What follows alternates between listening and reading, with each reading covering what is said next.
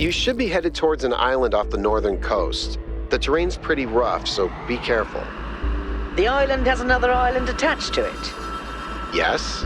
It has several, actually. How irritating. What?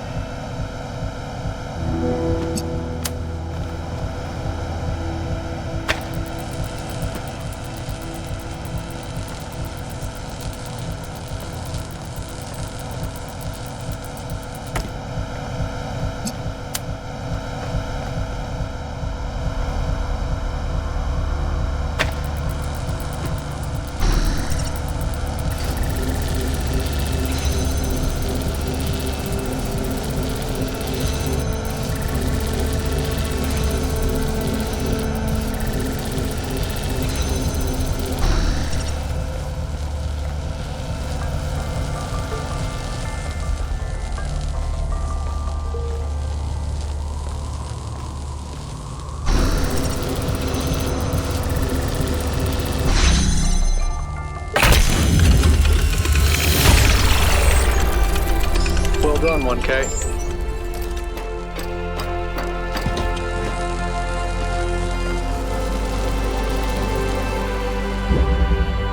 Wonka, I've been watching you solve these puzzles, and this body replication tech is incredible. It just casually blows up the very foundations of our society.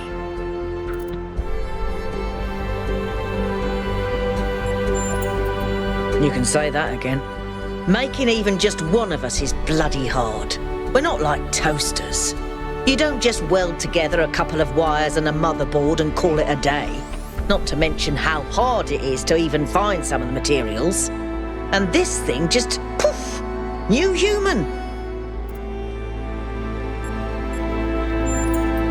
It was. Or was it? And even if it was, sorry to be heretical, but does it matter? If we can figure out how this works, we can finally, easily create more people. We can grow. We can expand. We can build a real civilization. Isn't that worth pursuing?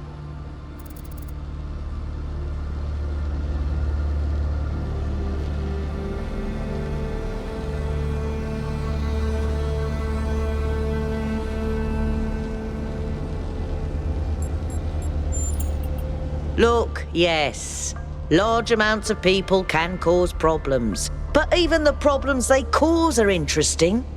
Because without people, the world is boring. I'm not even saying there isn't some planetary limit. But I've done the maths. It's in the high billions, not a measly 1,000. Anyway, we all need to think about what this means. Glad you and I are more or less on the same page.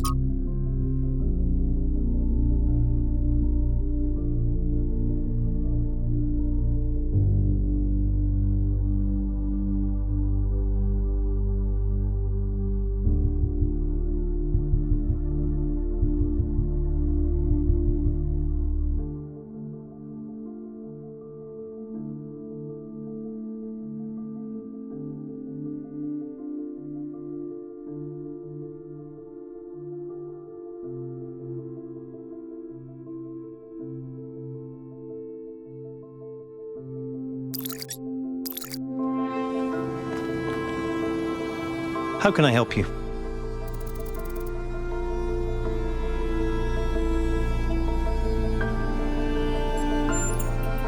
I think every single human being is completely unique, and every instance of consciousness is a miracle. The more of us there are, the more alive the universe is.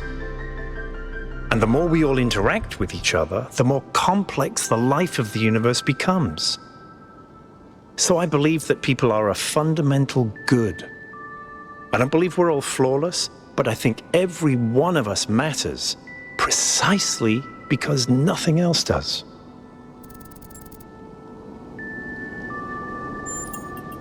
In the principle of it, no. It's not just that I believe humanity is fundamentally good, although I do. It's that I think sentience is the foundation of everything else. What's the point of stars and galaxies, of hills and forests, without someone to perceive them? But My faith that we can actually grow up, that we can break out of these loops and take control of our destiny, that's something I struggle with every single day.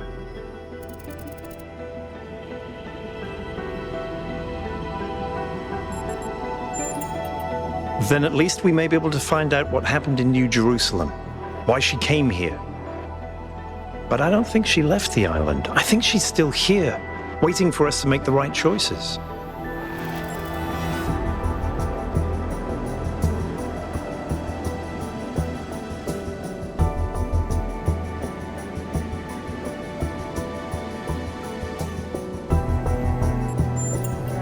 It's possible.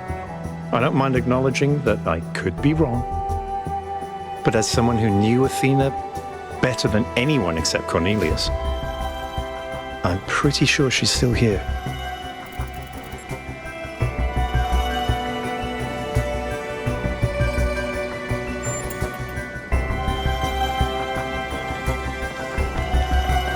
This body replication technology is proof of just how vital this expedition is.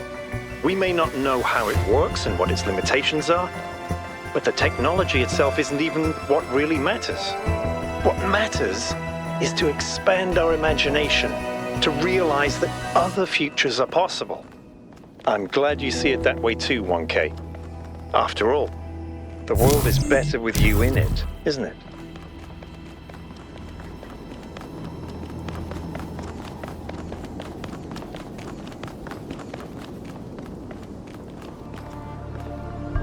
I've been wondering, what made our ancestors settle in these God-forsaken places? It can't have been easy with those frail, squishy bodies of theirs. What makes a caveman go, yes, this frozen hellscape is where I want to live out my days? You think Byron was right? Is it in our nature to be wanderers?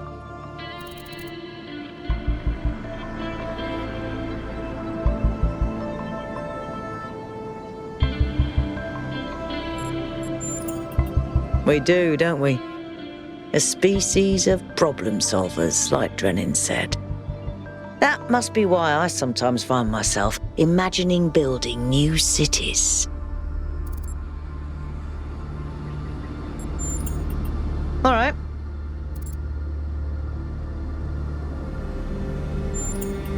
Yes. She could be talking about a gravitational singularity. Like the point within a black hole where density becomes infinite and space-time breaks down. But the term has other applications too.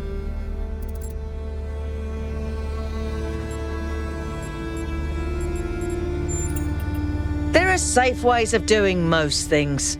Plus, the planet hasn't collapsed into a black hole, so I guess we're okay.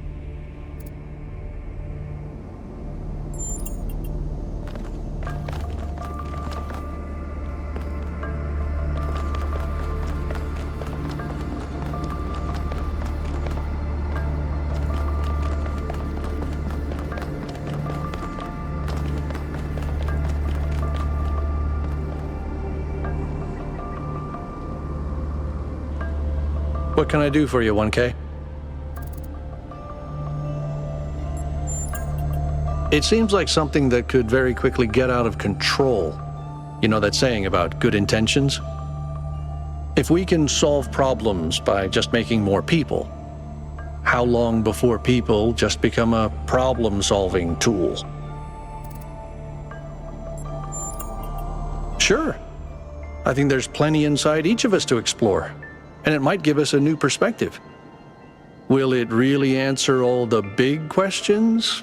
I don't know, but it might help.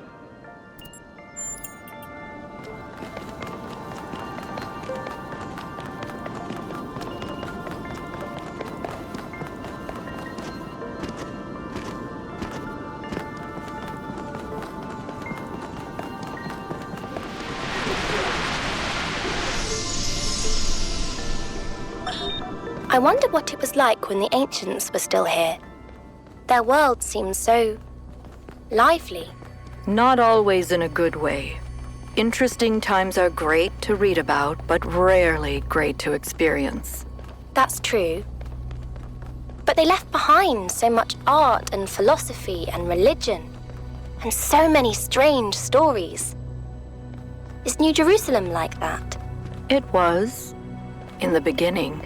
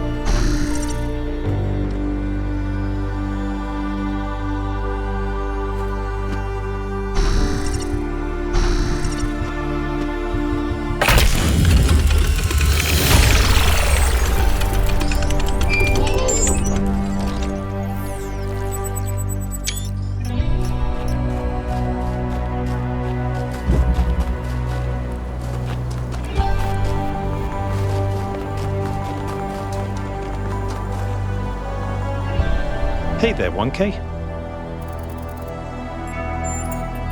Look, self-reflection is important, but only thinking about yourself, your inner identity, becomes narcissistic. You exist, whether you like it or not, in a dialectical relationship with the world. Identity has no meaning without society, and society has no meaning without the individual. It's in that tension that we really come into being.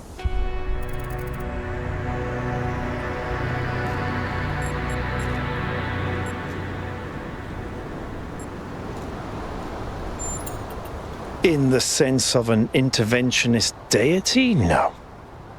I wouldn't rule out the possibility, but it's not something I personally believe.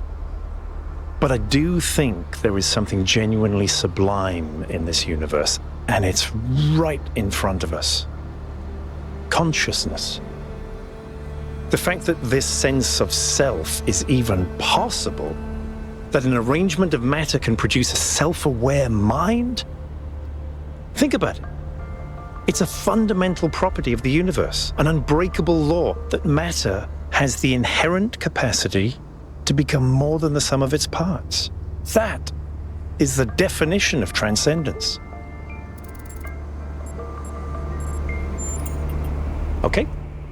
How many robots does it take to change a light bulb? Replacing a light bulb is a waste of resources, and the founder would be outraged.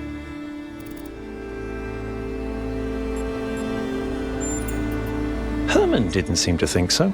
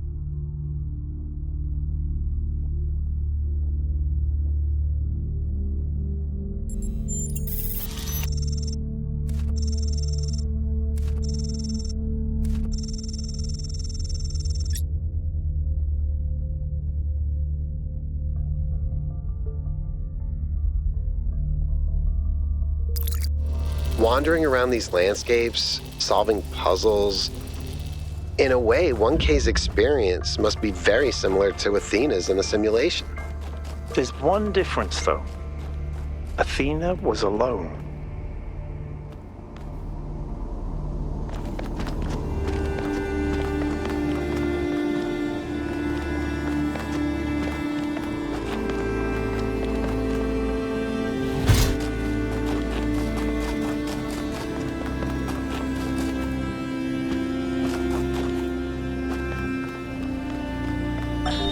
To us, who have only just begun this journey of philosophy, the world may seem like a mystery that can never be solved.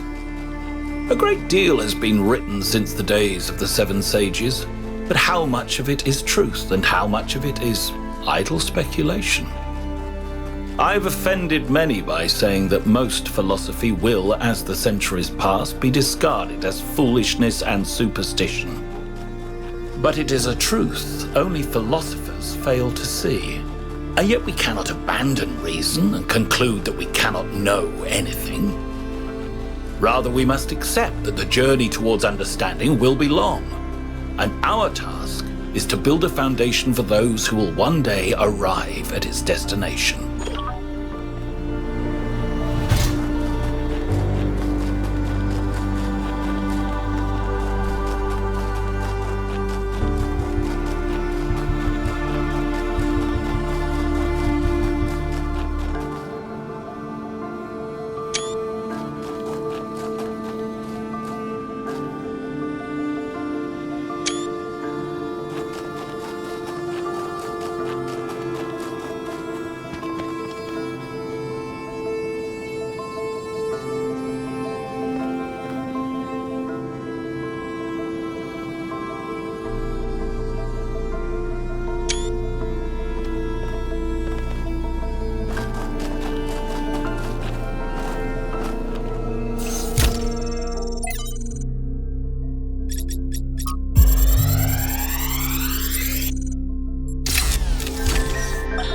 As we continue exploring the cold northern reaches of the island, the contrast between the harshness of this place and the softness of New Jerusalem becomes more and more pronounced.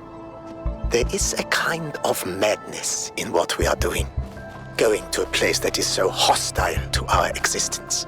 That does not mean there is nothing to love here. There is, in fact, a great beauty, but it is a hateful beauty. A beauty you can only love because there are places that are not like this.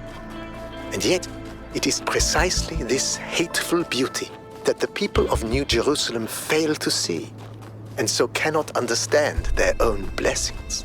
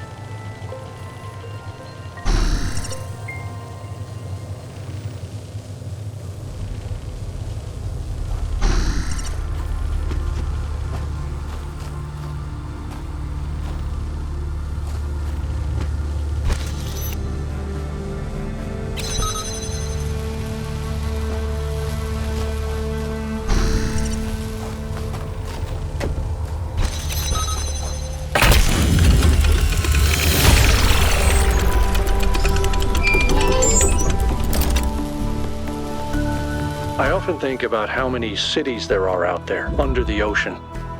Cities where people lived for thousands of years. Cities with their own history, their own culture. All of it lost under the waves. If they'd been less greedy, they could have kept all that. I don't think we can pass moral judgment on an entire species based on the decisions of a handful of leaders.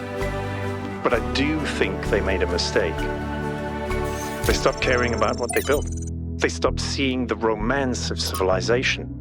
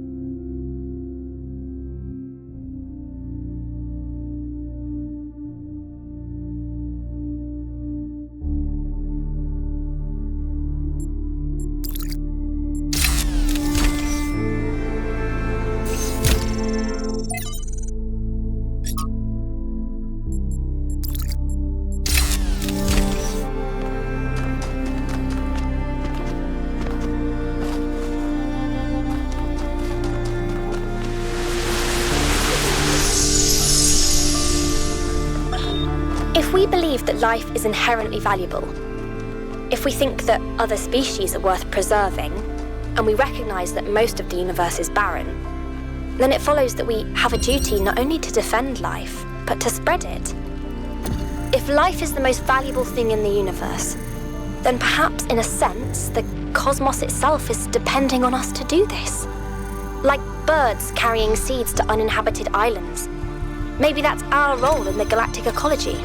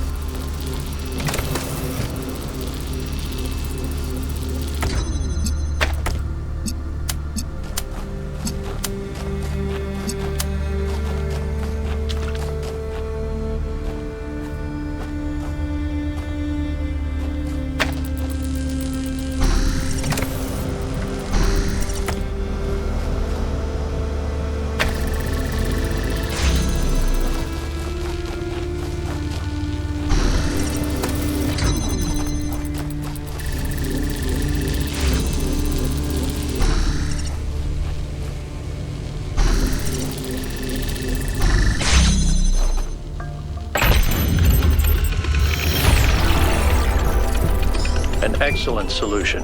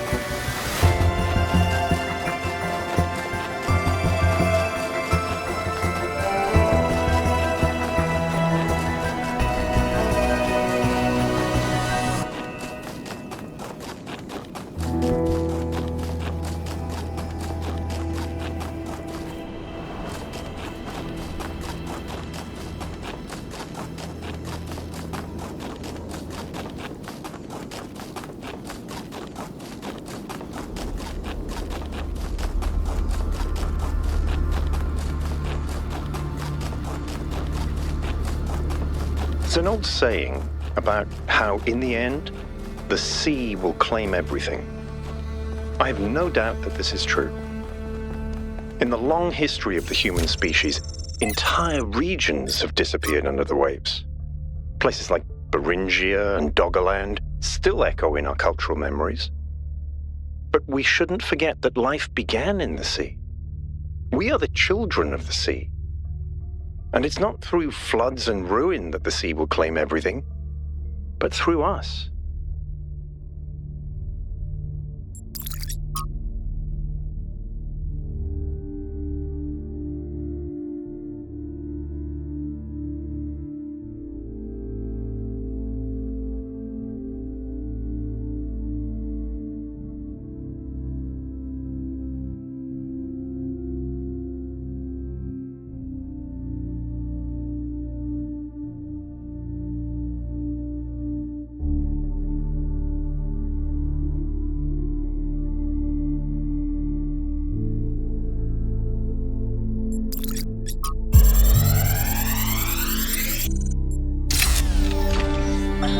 Now, I have to talk science fiction for a bit because I love science fiction, but it drives me nuts.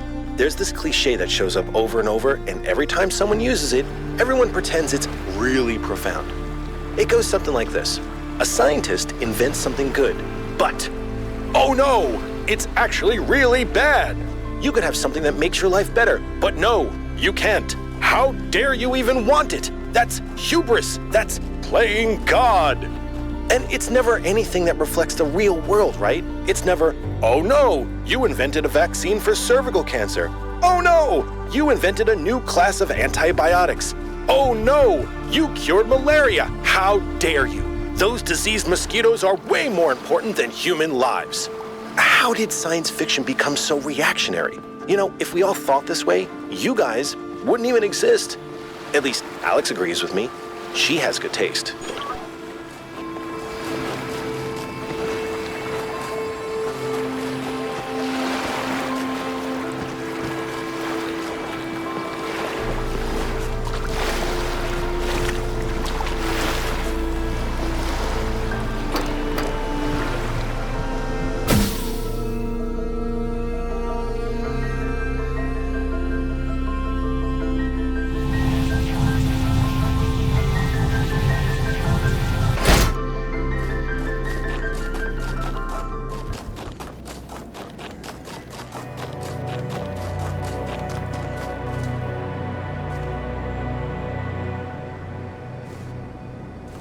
Hey, 1K. Could be? Yes, of course. All technology has the potential to be misused, from fire and the wheel to whatever makes these particle clouds. But that doesn't mean it has to be.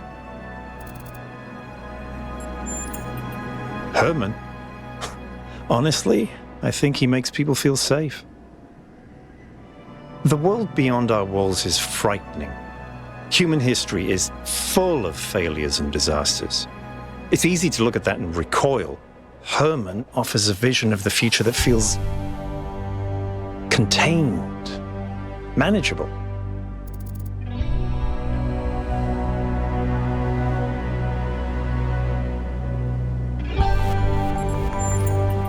Precisely. Our curiosity, our creativity, our ability to grow, everything that made us who we are. To me, that's not worth it.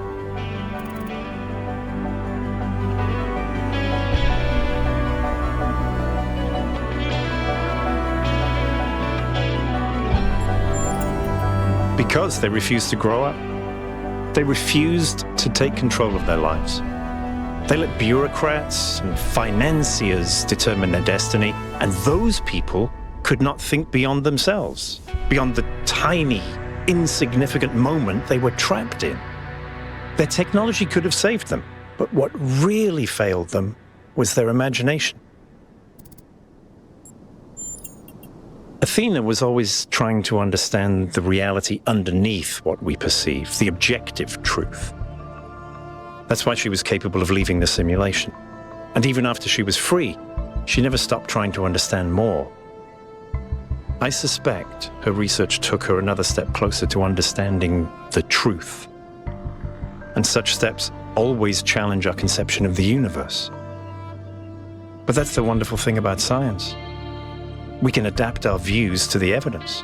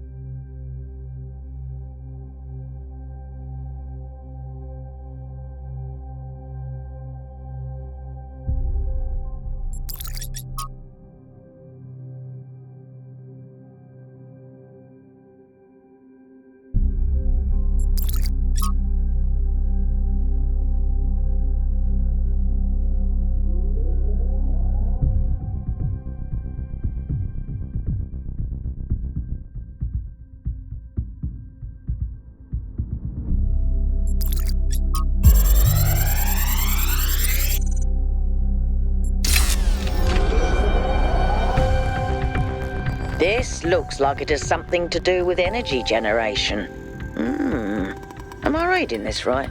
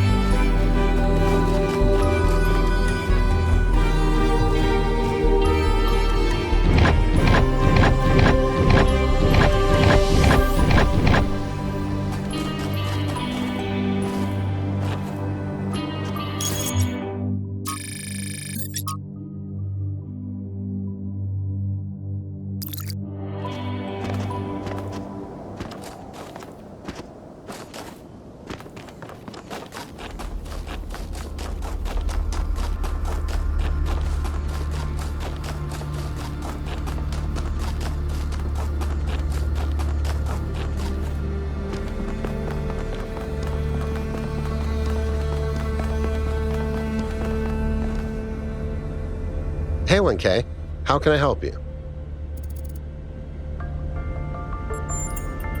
I'd never heard of it before, but it sounds fascinating. I mean, imagine exploring a place inside yourself that you didn't even know existed. Might really give you a new perspective. Or it might be really stupid, but it's probably cool. I don't know. It all looks pretty abandoned to me. But maybe it is all a test. I don't know. Sometimes I'd like to believe that everything happens for a reason, that there's some external force that gives us purpose and meaning. But then I think about all the horrible things that happen to people, and I can't accept that those things were meant to happen, that they couldn't have been avoided. So in that sense, I agree.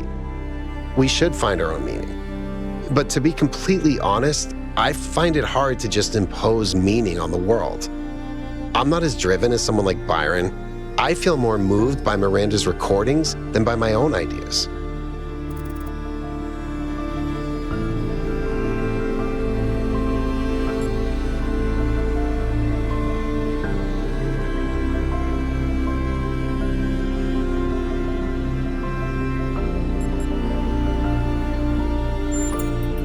It's not that I don't have passions, 1K. I do, but they're not enough. At the end of the day, it's all just me.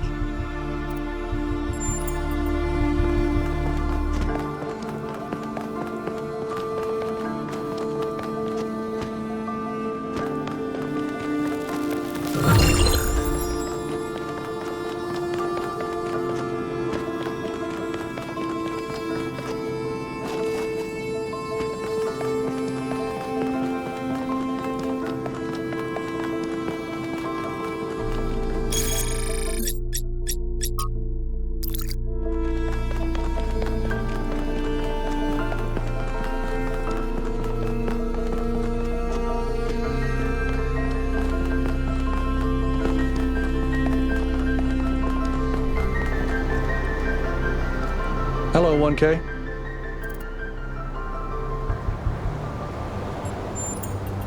Our ancestors thought they could introduce new species to existing ecosystems, and it never turned out well.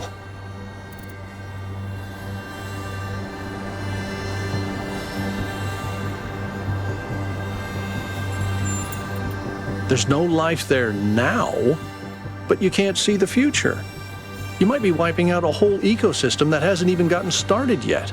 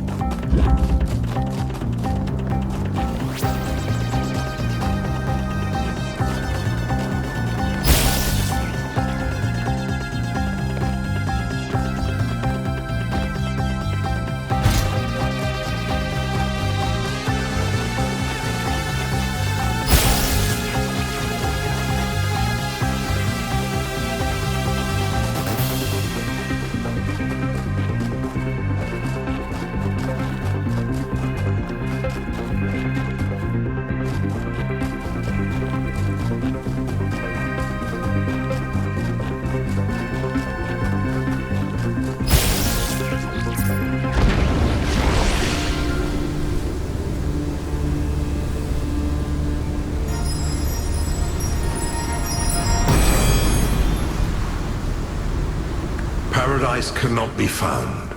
It must be built.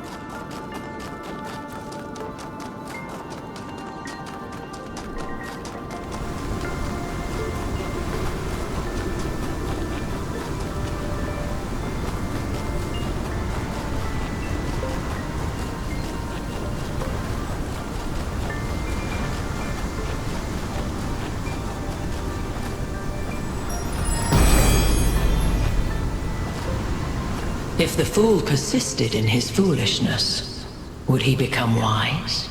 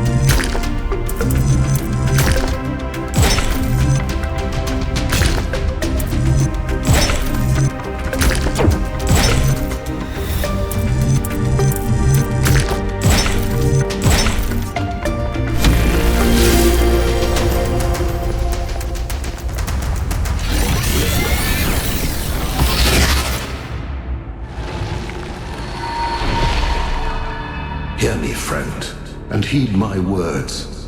Beware Pandora. She is nothing but fear and despair, and she will do anything to prevent you from reaching the flame. It is she who disrupted the trials of the Sphinx, and who bound me in the...